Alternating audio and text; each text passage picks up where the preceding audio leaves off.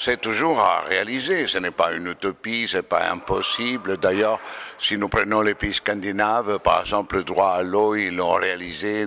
presque dans sa plénitude. La réalité montre que ce n'est pas parce qu'on inscrit dans la législation la reconnaissance des droits que la concrétisation de ces droits suit sans problème et ne pose pas de problème. Et B, effectivement, une fois que le droit à l'eau est inscrit dans les législations, en particulier dans les constitutions, reste le gros problème de l'obligation de la collectivité exprimée par les États dans une société démocratique de prendre toutes les mesures pour que alors ce droit à l'eau soit effectivement concrétisé pour l'ensemble de la population des États et du monde. Eh bien, le droit à la vie des êtres humains ne représente pas du tout une priorité des grandes stratégies politiques, des grandes stratégies d'investissement, des grandes stratégies de développement technologique. Au contraire, les droits à la vie est un objectif pratiquement secondarisé, négligé. La volonté politique des puissants, des pouvoirs forts, que ce soit public et surtout privé, de concrétiser ces droits est loin d'être dans leur agenda.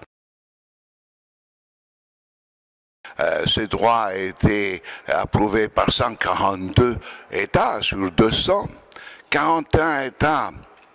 dans la plupart des pays du Nord, dans la plupart des pays européens, ils se sont abstenus, ce qui signifie dans la pratique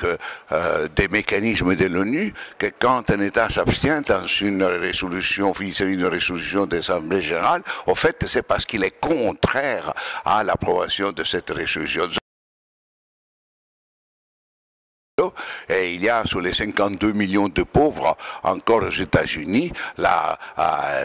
quasi-totalité des 52 millions de pauvres n'ont pas accès à l'eau potable ni aux services sanitaires et hygiéniques. D'abord, il faut qu'effectivement cette résolution s'accompagne d'engagements précis de la part des pouvoirs publics. Et il faut que ce soit le pouvoir public, il faut que le gouvernement français, que le Parlement français introduise dans le droit français le droit à l'eau. Et que prennent alors, pas seulement une déclaration, mais que prennent alors l'engagement pour dire, pour parvenir en 10 ans à concrétiser les droits à l'eau pour tous les Français, et voilà ce que je ferai, voilà les engagements financiers, voilà les méthodes, les modalités économiques, les modalités sociales, voilà les mesures administratives que au niveau central français des régions et des collectivités locales, on va prendre. Parce que si une société qui se veut démocratique, juste, ne se donne pas les moyens d'un contrôle ouvert, transparent des engagements qu'elle a pris, cette société est loin d'être démocratique, est loin d'être juste. Et je crois qu'à l'heure actuelle, au niveau international surtout, c'est la jurisprudence qui va jouer un rôle fondamental. C'est qu'on ait la possibilité de constituer des dossiers et de porter devant les cours, devant les tribunaux internationaux et surtout les tribunaux de l'eau, les attentes et les violations du droit. Et plus les citoyens s'organisent à travers un corps d'avocats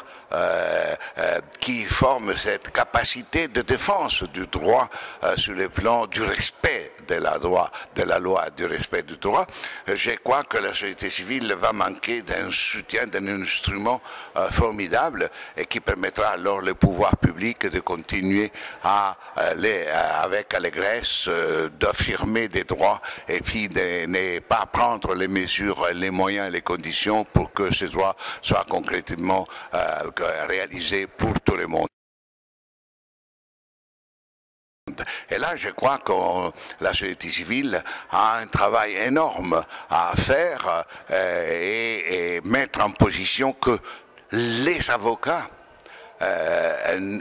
deviennent les experts des droits, parce qu'une des difficultés qu'on a toujours constatées vis-à-vis de la puissance juridique des grandes compagnies multinationales qui ont des bureaux d'avocats très compétents, très spécialisés et qui ensuite parviennent à débouter les demandes des citoyens, et les compagnies s'en sortent toujours bien, ou les États s'en sortent toujours bien. Si dans le domaine de l'eau, on veut éviter ça, il faut former des avocats, il faut que des avocats deviennent des véritables défenseurs du droit à l'eau.